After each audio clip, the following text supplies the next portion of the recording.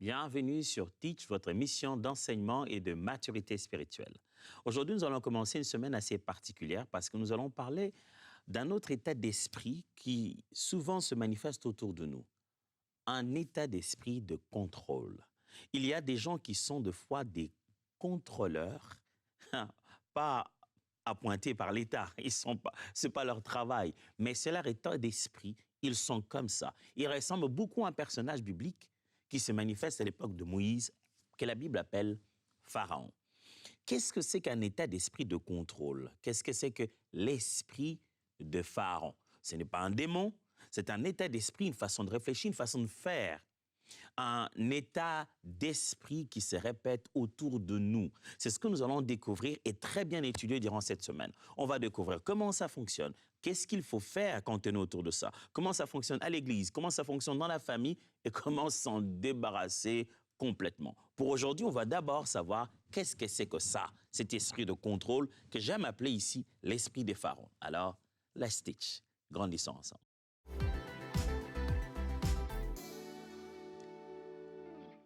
À vous tous, frères et sœurs, qui êtes fidèles à ce programme sur EMCI TV, ce programme appelé Teach, je voudrais vous dire merci de continuer toujours à soutenir cette œuvre en étant partenaire d'une manière ou d'une autre, partenaire de prière. J'en ai rencontré certains qui m'ont serré la main, qui m'ont dit « N'arrêtez pas ce que vous êtes en train de faire, que Dieu vous bénisse. Merci pour vos encouragements. » Vos encouragements sont tout aussi importants que vos contributions financières. Et vos témoignages sont tout aussi importants que vos contributions financières. Alors, je continue à insister et à dire merci de nous accompagner dans cette œuvre et d'être au front avec nous et que Dieu vous bénisse énormément. J'ai promis donc aujourd'hui de commencer cette série autour de l'esprit de contrôle que j'ai aussi appelé l'esprit de Pharaon. Qu'est-ce que c'est que cela? Je vais lire le texte de base de Exode chapitre 1 à partir du verset 8 à 14. Et puis, tout au long de l'enseignement, aujourd'hui et les autres jours, j'irai par-ci, par-là dans différents autres textes pour vous montrer et vous démontrer comment cela fonctionne. Ma prière est laquelle? Ce n'est pas que vous puissiez mettre l'étiquette sur quelqu'un en disant « Ah, lui, il est pharaonique. » Non, non, non. Ne transformez pas surtout cela en une insulte. Il s'agit ici d'être capable de discerner. Le but, c'est le discernement. Élever notre esprit et être capable de reconnaître, grâce à la parole de Dieu, un état d'esprit comme celui-là autour de nous en opération. Pourquoi? Pas pour dire « lui, il en a », mais pour savoir comment aider cette personne et savoir comment limiter les dégâts d'une telle manifestation. Et même mieux, quand la personne ne veut pas se faire aider, comment détruire complètement les œuvres de cet esprit dans le milieu où l'œuvre de Dieu est censée se faire avec liberté. Exode chapitre 1, versets 8 à 14. Il s'éleva sur l'Égypte un nouveau roi qui n'avait point connu Joseph. Il dit à son peuple, « Voilà les enfants d'Israël qui forment un peuple plus nombreux et plus puissant que nous. Allons, montrons-nous habiles à son égard. Empêchons qu'ils ne s'accroissent car il pourrait arriver, en cas de guerre, qu'ils se rejoignent à nos ennemis, qu'ils combattent contre nous et qu'il sorte du pays. Et l'on établit sur lui des chefs de corvée, afin de l'accabler des travaux pénibles. C'est ainsi qu'il bâtit les villes de Pithon et de Ramsès, pour servir de magasins à Pharaon. Mais plus on l'accablait, plus il multipliait et s'accroissait, et l'on prit en aversion les enfants d'Israël. Alors les Égyptiens réduisirent les enfants d'Israël en une dure servitude. Ils leur rendirent la vie amère par des rudes travaux en argile et en briques et par tous les ouvrages des champs. Et c'est avec cruauté qu'ils leur imposèrent toutes ces charges. Ce texte parle d'une personne qu'on appelait ici le roi d'Égypte. Plus tard, on va commencer à utiliser le mot pharaon. Alors, ça doit d'ailleurs être ça le point de départ. La première des choses que je m'aurais voulu dire aujourd'hui, c'est que le mot pharaon n'est pas un prénom, c'est un titre. Le mot pharaon n'est pas le prénom d'un individu dans la Bible. Le mot pharaon est un titre. Le mot pharaon n'est pas un prénom, mais un titre. Alors, lorsque vous faites l'étude archéologique ainsi qu'historique, prendre les éléments dans les textes et dans les données dans l'histoire, vous rendrez compte qu'à cette époque, on n'a pas cité le roi qui était à l'époque en Égypte, mais vous rendrez compte qu'on tombe souvent autour de certains noms des pharaons, entre autres Ramsès, parce qu'entre autres, il y a le mot Ramsès qui apparaît ici comme une des villes qui ont été construites à l'époque, ce qui sous-entend la présence de Ramsès II. Et on cite le nom des villes, et il y a beaucoup de données historiques ainsi que des données plus proches du texte qui tendent à croire qu'il est possible que ce soit ces rois-là. Vous verrez que dans cette même période, il y a eu deux rois. Il y a eu le roi qui connaissait Joseph, et puis il y a eu un roi qui ne connaissait pas Joseph. À l'époque, le mot pharaon, en langue égyptienne, en langue ancienne, n'était pas lié à un individu. Ça parlait de la charge et même de la place royale. Ça parlait de la cour, je veux dire la royauté, la charge et la place où s'exerce l'autorité. Alors, petit à petit, ça a commencé à monter, a commencé à symboliser la personne autoritaire en cet espace. Comme si on disait majesté pour la majesté du roi et majesté pour le roi lui-même. Donc au début, le mot pharaon n'était pas lié à l'individu, il était lié à la fonction, plutôt par la fonction à l'endroit et au sens de l'autorité royale. Puis on a commencé à appeler cela la personne qui occupait cet endroit-là, ce palais. On a commencé à l'appeler aussi pharaon. C'est ainsi que le mot pharaon est devenu les titres honorifique ou le titre principal des rois d'Égypte de l'époque. Donc, vous connaissez certainement votre histoire, donc vous connaissez très bien l'histoire du monde, vous savez qu'on les appelait des pharaons. On a en face de nous ici un pharaon qui, quand il prend le pouvoir, il se rend compte que ce fameux peuple, appelé peuple d'Israël, il n'y avait pas qu'eux, il y avait d'autres peuples. Il s'est dit, ce peuple peut devenir dangereux dans un contexte de guerre. En particulier le peuple d'Israël, qui fait que c'est multiplié. Ils ont de plus en plus d'enfants, et les enfants mâles, donc des garçons, qui vont grandir et qui ne vont pas nécessairement regarder les choses comme ça. Et demain, ils peuvent devenir un atout entre les mains de nos adversaires et nous détruire. On ne peut pas continuer à vivre en si bons termes. Alors, il a pris des mesures. Il dit, montrons-nous habiles, c'est-à-dire montrons-nous rusés, trouvant un moyen stratégiquement de mieux faire ressentir notre oppression et notre domination sur eux. Or, si vous vous souvenez de l'histoire, le peuple d'Israël n'est pas en Égypte en esclave. Il est entré là-bas parce qu'il y avait Joseph, qui était un dignitaire, un haut dignitaire, en Égypte, qui était leur frère, qui les a demandé de venir pendant qu'il y avait la grande famine des 7 ans, et qui leur a conseillé de demander au roi de l'époque, de leur donner la ville de Goshen, comme ils étaient éleveurs, et donc ils pouvaient mieux rester là-bas parce que, justement, les moutons et le reste étaient en horreur aux Égyptiens à l'époque. Ils sont entrés là-bas comme des invités du roi, des invités de la cour. On leur a donné un endroit comme un cadeau.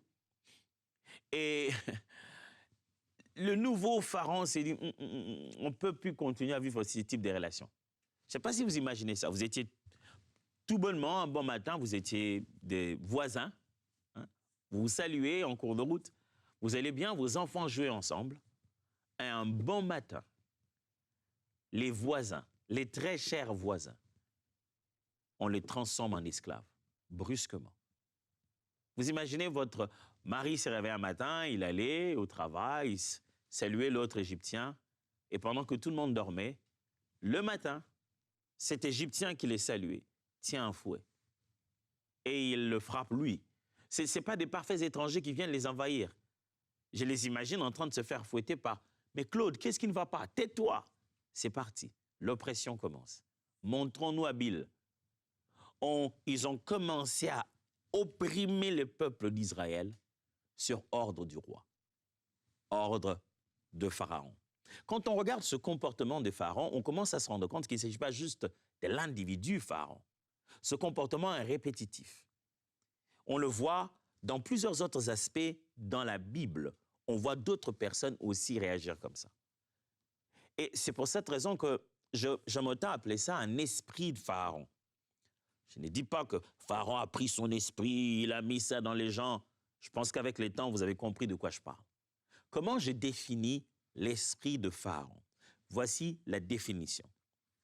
L'esprit de Pharaon égale un mindset de contrôle et d'exploitation nourri par la peur de perdre et l'orgueil.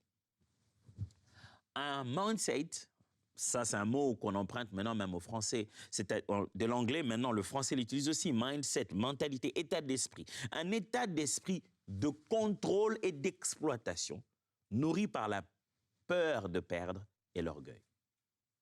Quand une personne dans son cœur vit dans l'insécurité et la peur de perdre le contrôle, de perdre des personnes, de perdre les relations, quand quelqu'un vit dans l'insécurité intérieure, il commence à développer un état d'esprit où il a besoin de contrôler. Il veut tout contrôler, tout régir. Il veut non seulement contrôler, mais exploiter. Que les relations, le temps des autres, il veut contrôler les autres et leur vie à sa guise. Parce qu'il a peur de les perdre. Parce qu'il a peur de perdre son image vis-à-vis de ces personnes-là. Parce qu'il a peur de perdre sa propre position et qu'il est en insécurité, il déclenche un mécanisme de contrôle. Ce qu'on appelle ici un esprit de Pharaon, ce que j'appelle ici un esprit de contrôle, je ne parle pas d'un démon, j'insiste encore. Je parle ici d'un trait de caractère qu'une personne développe. Y a-t-il pas des esprits qui opèrent après et qui... et quand je fais une description, vous n'avez pas l'impression de parler d'un esprit mauvais en même temps? Bien sûr que oui. Vous verrez toujours dans l'homme quelque chose de mauvais que vous trouvez en excès. Vous trouverez incarné par un démon s'il le faut, si vous faites cette étude de cette manière. Mais moi, là, je ne parle pas d'un démon. Je parle justement du fait que les êtres humains, à cause de leur insécurité personnelle, développent un genre de contrôle et d'exploitation des autres. Exactement comme Pharaon. Pharaon, tu as peur de quoi? Je ne veux pas lancer ici une des théories et arriver à vous embrouiller, mais plusieurs commentateurs donnent plusieurs types d'interprétations sur ce changement brusque entre un Pharaon qui connaissait Joseph et un autre Pharaon qui ne le connaissait pas. Il y a plusieurs commentateurs qui donnent des options là-dessus. Certains donnent l'option selon laquelle il est possible qu'il y ait eu détournement. En fait, il y a eu usurpation de pouvoir, il y a eu rébellion ou quoi que ce soit. C'est-à-dire que les dynasties ont changé. Celui qui était au pouvoir, ce n'était pas la succession de son pouvoir. D'autres personnes sont venues en récupérer le pouvoir. Du coup, c'est pour ça qu'il y a cassure, il n'y a aucune connaissance. On ne sait pas qu'il y a eu un certain Joseph. Pour eux, Joseph n'existe pas dans leurs annales. C'est une autre série de personnes qui se mettent à gérer. Et d'où, des fois, ils aiment justifier cela en montrant l'insécurité dans le nouveau Pharaon, qui prouve qu'il est conscient d'une rébellion. Donc, il sait comment ils ont formaté une rébellion et il s'est dit, tiens, soyons habiles parce que ce qu'on a fait pourrait nous arriver. Alors, il n'y a rien qui prouve ça directement dans les textes ici, ça, il faut aller dans les éléments extra-bibliques. Mais j'emprunte cela, pas pour le confirmer, juste pour vous montrer une possibilité de réflexion qui montrerait l'état d'esprit de ce Pharaon qui est vraiment insécure. Il nous arrive tous deux fois de sentir un peu d'insécurité, même beaucoup d'insécurité. Ça peut être le point de départ qui développe en nous un esprit de Pharaon. Il y a de fois aussi autour de nous des personnes dont on dénote tout de suite cette insécurité dans leur langage, dans leur attitude, dans leur façon de faire. Et ils commencent à développer un comportement pharaonique. Ma prière à moi et la raison de cet enseignement, c'est que nous soyons capables en tant que frères et sœurs de diagnostiquer ce mal autour de nous. De voir l'autre frère ou l'autre sœur se dire « Non, non, non, non, non, non, non, j'ai déjà vu ça dans la Bible. Tu ne dois pas te comporter comme ça. Tu ne devrais pas être comme ça. Ce n'est pas comme ça que sont les enfants de Dieu. » Pharaon, esprit de Pharaon, un mindset de contrôle et d'exploitation qui est nourri par la peur de perdre, mais aussi par l'orgueil. Une vision trop élevée de soi-même. On est imbu de soi. Qu'on pense on tient le trône, on veut gérer les autres. Vous connaissez l'histoire de l'Égypte et les pharaons se prenaient pour des rois, plutôt pour des dieux. C'était les rois des humains, mais des dieux en même temps. Ils se prenaient carrément pour des dieux. Et plus ils mouraient, plus leur place dans la divinité était reconnue. Un pharaon devait être, pour la plupart, quelqu'un d'imbu de lui-même. d'un orgueil incroyable. Quand on va regarder dans les textes, vous le voyez de temps en temps dire « Qui est l'Éternel pour que je l'obéisse ?» Waouh, Exode 5. Il dit à Moïse, Moïse lui dit, l'Éternel dit, tu dois laisser partir son peuple. Il dit, c'est qui cet Éternel-là, c'est qui? Waouh, lui, le roi Pharaon, le Pharaon dit, c'est qui l'Éternel? Mais c'est contradictoire de voir une personne autant orgueilleuse, en même temps insécure. Il manifeste, il donne l'impression d'être tellement imbu de lui-même et sûr de ses capacités, mais en même temps autant insécure au point de commencer à tuer des bébés. Il tue des bébés. Alors, j'aimerais vous montrer aussi quelques autres apparitions dans la Bible de ce même genre de comportement, que j'appelle ici l'esprit de Pharaon ou l'esprit de contrôle. Voilà, voyons quelques apparitions de la Bible. Vous verrez ça dans le cas de Haman. Haman, dans Esther, chapitre 3 jusqu'au chapitre 7, vous voyez le cas de Haman. Qu'est-ce qu'on voit là-bas? On voit que son pouvoir est blessé et tout de suite, ça donne un projet d'anéantissement légal. Dans l'histoire de Moïse, je vous ai dit que vous avez affaire à deux rois. Il y a le roi qui demande qu'on les détruise, qu'on détruise justement les enfants. Et puis plus tard, vous avez un roi qui commence maintenant à demander de faire souffrir Israël. Donc, il y a le roi qui a demandé l'extermination de tous les enfants mâles. Et puis, il y a le roi qui a demandé de faire souffrir Israël. Et plus tard, vous allez voir après, plutôt, il y a l'autre pharaon plutôt qui vit à l'époque de Moïse. Donc, le pharaon qui demande l'extermination et faire souffrir sur le même. Mais plus tard, vous voyez, le pharaon qui plutôt vit à l'époque de Moïse, que Moïse va affronter dans son ministère. Mais vous voyez ce même comportement dans Haman. Haman, on est dans le livre d'Esther. Haman, parce que Mardochée se prosterne pas devant lui, il trouve qu'il est blessé dans son pouvoir, dans son autorité, insécure qu'il est, qu'est-ce que les genoux d'un jeune homme, d'un jeune monsieur, en plein milieu de la rue, ont à voir avec toutes les autres personnes qui sont déjà prosternées. Il trouve qu'il est blessé dans son orgueil et il dit, je vais te montrer qu'il y a le pouvoir ici. Et il trouve un moyen légal. Il met sur pied un projet légal d'extermination. Pharaon a fait tuer des enfants. Haman, c'est le même esprit qui l'anime. Il veut massacrer. Et vous voyez comment il va le faire? Il va tenter de contrôler le roi pour lui faire signer un édit qui va faire massacrer tout le peuple. Deuxièmement, vous allez voir, ça apparaît aussi dans Nebuchadnezzar, n'est-ce pas? Dans Daniel chapitre 3 jusqu'au chapitre 4. Nebuchadnezzar arrive à un niveau de l'image de soi où on vient lui proposer de faire une statue et il accepte. Il a un degré d'absolutisme, le culte de l'image de soi. Pour lui, il commence d'abord par humilier des gens avant de pouvoir le reconnaître. On voit en lui un même type de roi, un même type de contrôle. Il dit, il veut que son image soit connue et celui qui verra cette image doit se prosterner. Ceux qui ne se prosternent pas, on les met au feu. Daniel, on l'envoie dans la fosse aux lions. Il se ressemble beaucoup. Quelqu'un d'autre qui le ressemble? Eh bien, c'est Hérode le Grand.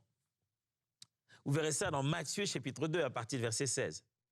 Hérode le Grand fait exactement la même chose que Pharaon.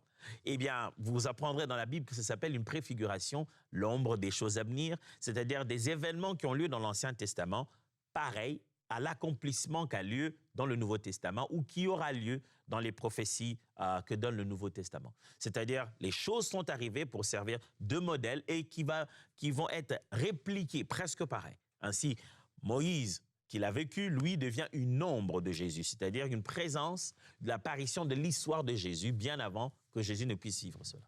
Et autant qu'on a tué des enfants à l'époque de la naissance de Christ, autant on en a tué à l'époque de la naissance de Moïse.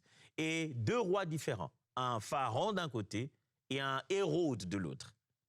Et Hérode le Grand a fait pareil, parce qu'il a appris qu'il y avait un certain roi des Juifs qui devait naître, il a massacré des enfants. Même chose, il veut tellement protéger sa place et il veut tellement contrôler Vous vous souviendrez que Hérode parle aux mages et leur dit « Ah, si vous rencontrez l'enfant, venez me dire. J'irai moi aussi le rendre culte. » Oh non, ce n'était pas ça qu'il y avait dans le cœur. Vous pouvez voir aussi, quatrièmement, un autre Hérode, Hérode Agrippa le premier. Hérode Agrippa I. Dans Actes des Apôtres, chapitre 12, versets 1 à 3, vous verrez comment Hérode fait faire beaucoup de mauvaises choses, des violences énormes pour plaire à la foule. Parce que la foule la voulait, la foule haranguait, la foule le contrôlait ses émotions, l'acclamait. Et pour ça, il a fait faire tellement de violences. Un but de lui-même, se met à contrôler par besoin de garder son image à cause de l'insécurité intérieure qu'il avait. Je n'ai pas le temps de mieux vous parler d'Hérode Agrippa, mais vous comprendrez son insécurité. Et enfin, je vous propose par exemple l'image que l'Apocalypse utilise en appelant cela la bête. Il dit la bête. Dans le livre de l'Apocalypse, vous verrez qu'on parle de la bête comme un système qui déshumanise, exige allégeance totale et transforme l'humain en marchandise carrément. Ça sera comme la répétition finale de l'esprit de Pharaon manifesté physiquement. Les gens sont traités comme le peuple d'Israël était traité à l'époque de Pharaon. Je ne vais pas entrer ici en des signes eschatologiques forts, mais vous voyez là-dedans quelques exemples dans la Bible où des personnes, des dirigeants se comportent presque pareil que Pharaon, avec un même esprit de contrôle. La quatrième chose que j'aimerais dire aujourd'hui, puisque nous faisons que entamer ce sujet, et je vous assure, ça va être très, très intéressant. J'aimerais déjà d'emblée vous le dire. Là où il y a l'esprit de contrôle, même si un être humain manifeste des défauts et des faiblesses, mais je peux vous assurer avec ma petite expérience, et je vous assure que je ne suis pas Dieu, je suis qu'un homme qui n'a vécu qu'une petite partie de sa vie, mais ma petite expérience des quelques jours me montre que très souvent, là où se trouve un esprit de contrôle, autour, je ne parle pas de l'individu nécessairement, je parle de la situation. Vous finirez par découvrir qu'autour, il y a aussi des esprits mauvais qui agissent. Il y a souvent la sorcellerie dedans. Vous allez vous rendre compte qu'il y a souvent le diable qui ferait un chemin parce que cet esprit de contrôle, il aime ça. Et ça lui ouvre une grande porte. Et j'aimerais que pendant cette semaine, que quelqu'un qui était sous le contrôle de qui que ce soit en sorte définitivement.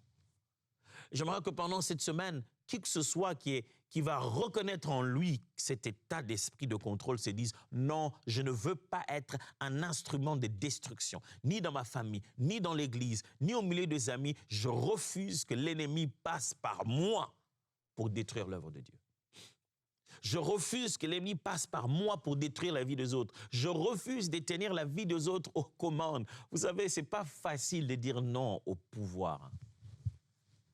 Et quelqu'un qui aime cet esprit de contrôle, quand il se rend compte qu'il peut te faire ce qu'il veut, quand il le veut, ce n'est pas facile qu'il abandonne ça. Parce qu'il sait qu'il suffit qu'il se victimise un peu. Et puis il te voit courir. Ah. Il donne l'impression de pleurer et il te voit courir dans tous les sens. Et quand tu pars, il tourne le regard et se met même à rire. Mais quand tu arrives, il reprend ses attitudes. Seigneur, délivre ton Église, délivre tes enfants, tes serviteurs. Délivre-leur de cette oppression, de cette forme de contrôle, exercée par des personnes mal intentionnées ou même par des personnes peu conscientes de ce pouvoir ou de cet art qu'elles ont avec elles. Délivre. Mais délivre encore plus ceux qui agissent de cette manière sans nécessairement savoir à quel point c'est dangereux. Ceux qui ont pris habitude d'être comme ça et qui pensent que ça fait partie maintenant de leur personnalité et qui ne se rendent pas compte que le Saint-Esprit met son doigt là-dessus et réclame changement. Quatrième et dernière chose que j'aimerais vous dire aujourd'hui, c'est que l'insécurité crée souvent un contrôle manipulateur. Je suis en train de parler d'un esprit de contrôle que je donne le nom de l'esprit de Pharaon ici. Mais je veux que vous puissiez savoir que l'une des sources principales de cet esprit de contrôle, ça peut venir de plusieurs autres choses, mais l'une des sources principales qui jaillit tout droit vers le contrôle manipulateur, c'est l'insécurité de celui qui devient manipulateur. Derrière un manipulateur, il y a souvent de l'insécurité. L'insécurité qui dit, si je ne fais rien, je vais souffrir. On va m'abandonner. On va me tromper. On va me manquer de respect. Si je ne fais rien, je vais souffrir. Il faut que je fasse quelque chose. Si je ne fais rien, je sortirai d'ici main bredouille. Je n'aurai rien.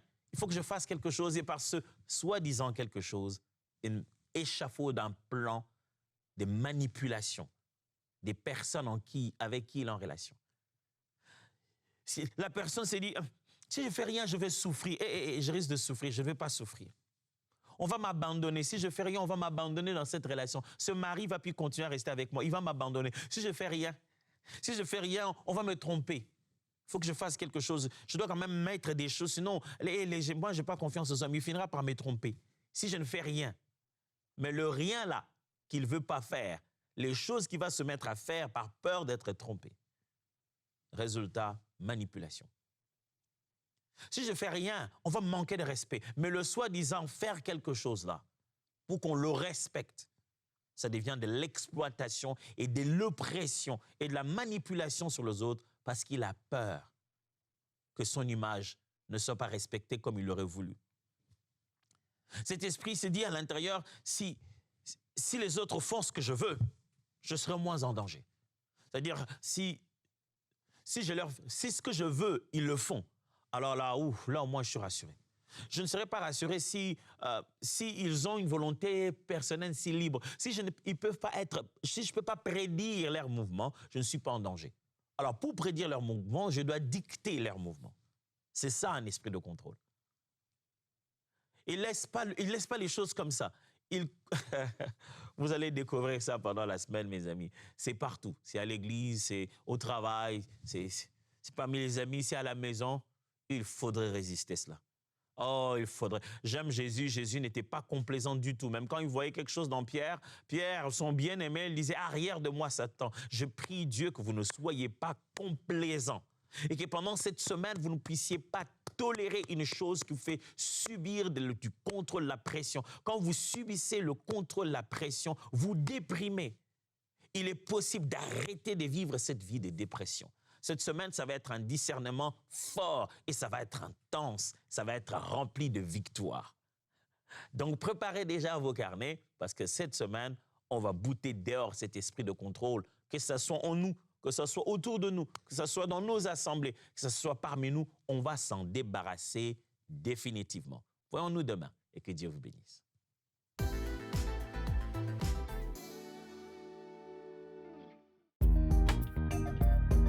Merci à tous nos précieux partenaires grâce auxquels cette émission a pu être réalisée.